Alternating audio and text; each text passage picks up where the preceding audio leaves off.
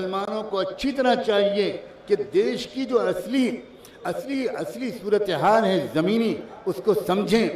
اور اس سلسلے میں مجھے سب سے زیادہ امید مسلمانوں کی آرگنائزیشنز میں سب سے زیادہ امید پاپولر فرنٹ آف انڈیا سے. اگر مجھے یہ امید نہ ہوتی تو میں سچ کہتا ہوں میں اس طرح پاپولر فرنٹ آف انڈیا کے ساتھ کھل کر ساتھ نہ دیتا.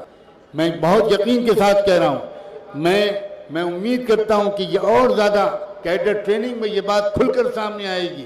اور یہ لڑائی اکیلے مسلمان نہیں لڑنا چاہیے، مسلمانوں کو اکیلے، دلتوں کو اکیلے، SC ST کے لوگوں کو نہیں لڑنا چاہیے، اکیلے سکھوں کو نہیں لڑنا چاہیے، اکیلے کرسچنز کو نہیں لڑنا چاہیے، اکیلے بدھسٹوں کو نہیں لڑنا چاہیے. ایک ایسا اسٹیج قائم ہونا چاہیے. اور آپ دیکھیے یہ پاپولر فرنٹ نام کیوں رکھا گیا، یہ فرنٹ کیوں نام رکھا گیا؟ فرنٹ کسی ایک گروپ کا نہیں ہوا کرتا، فرنٹ تو ڈیفرنٹ سوشل یونٹ سے مل کر بنا کرتا ہے. ان کا سلوگن کیا ہے پاپولر فرنٹ کا؟ ان کا سلوگن ہے بھے مکت بھارت اور بھوک مکت بھارت. جو بھوک اور خوف دونوں سے آزاد ملک کی تعمیر کرنا. تو یہ خوف اور بھوک ان دو چیزوں سے آزاد کرانا چاہتے ہیں اس ملک کو. اور اس لیے اب آپ اس ملک کے اصلی سیاسی ایجنڈے کو سمجھیے. یہ کیا ہو رہا ہے؟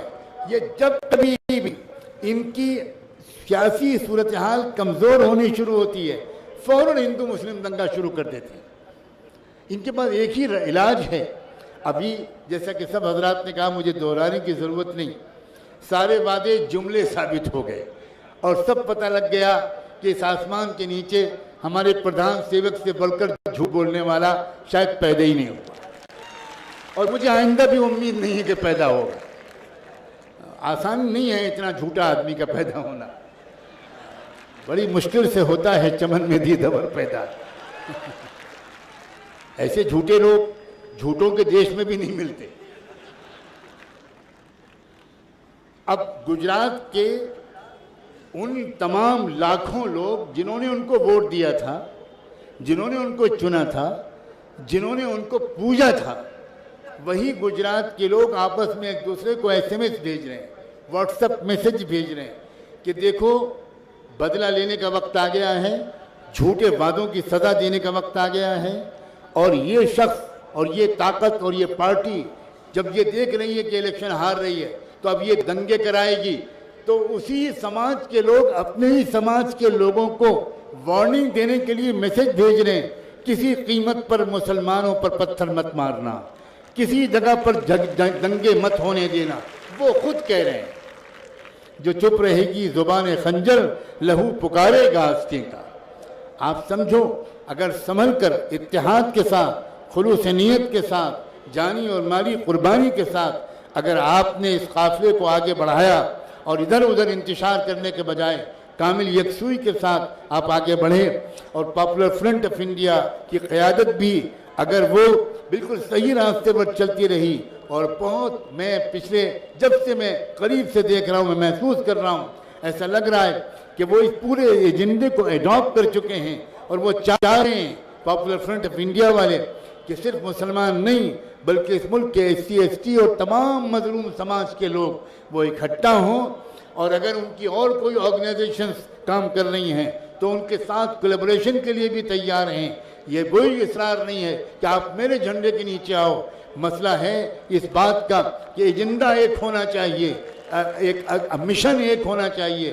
اگر مختلف جھنڈوں کے تلے بھی سب لوگ اکٹھا ہو گئے اور ہم اپنی منزل کی طرف صحیح سمت میں رواں دوا رہے تو مجھے بہت امید ہے انشاءاللہ یہی حالات بہتر مستقبل کا سبب بنے.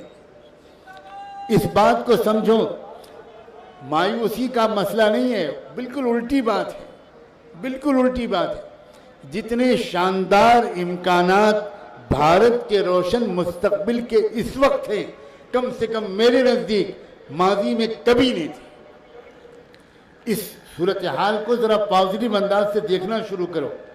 میں دوسرے حضرات سے بھی بڑی عاجزی اور انکسار اور احترام کے ساتھ یہ بات کی درخواست کرتا ہوں کہ عوام کے سامنے ہو یا خواص کے سامنے حالات کی نگیٹو منظر کشی زیادہ نہ کریں. نگیٹو منظر کشی میڈیا آلریڈی بہت کر رہا ہے، بہت زیادہ کر رہا ہے. اور وہ اتنی کر رہا ہے کہ وہ جانتا ہے کہ اس سے مایوسی پھیلے گی۔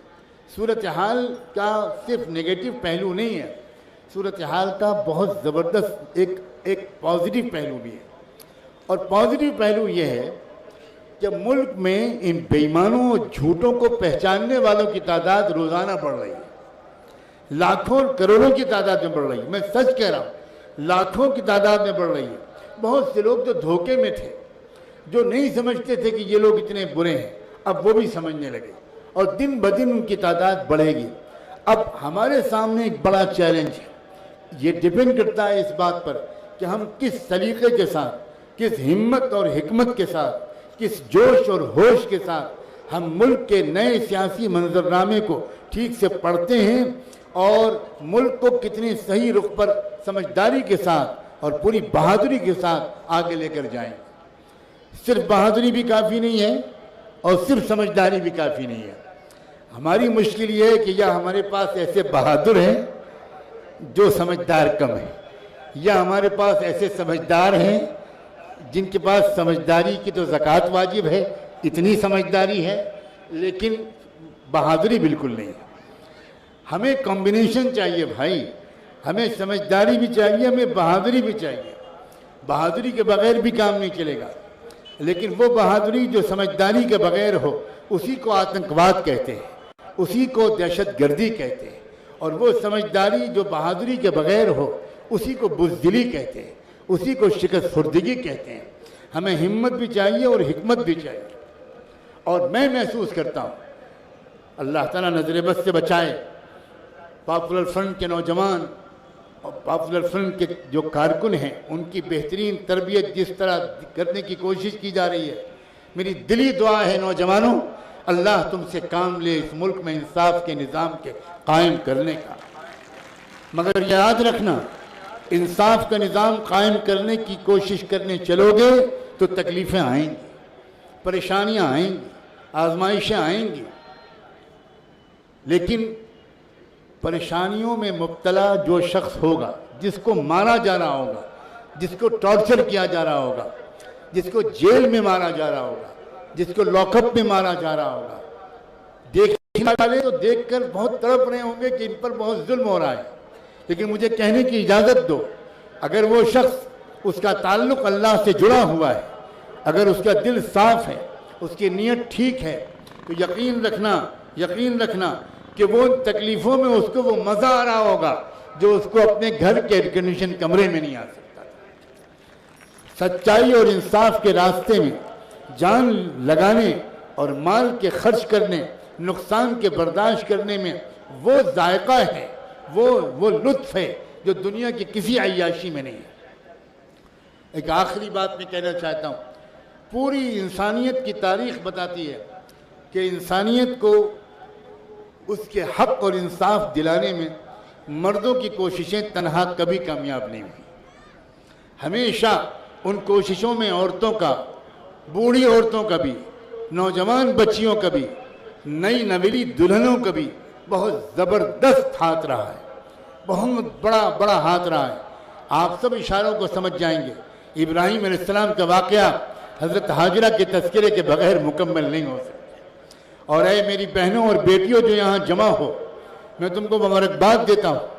اللہ تعالیٰ نے حاجرہ کی قربانی کی ایسی قدر کی کہ قیامت تک کے لیے اپنی شریعت کا حصہ بنا دیا کہ تم چاہے نبی ہو، چاہے ولی ہو، چاہے عام حاجی ہو یا عمرہ کرنے والے ہو، تمہیں صفا اور مروہ کے بیچ میں اس جگہ پر دوڑے بغیر اور چلے بغیر تمہاری سعی مکمل نہیں ہوگی جس جگہ میری وہ وفادار بندی حاجرہ دوڑی اور چلی تھی۔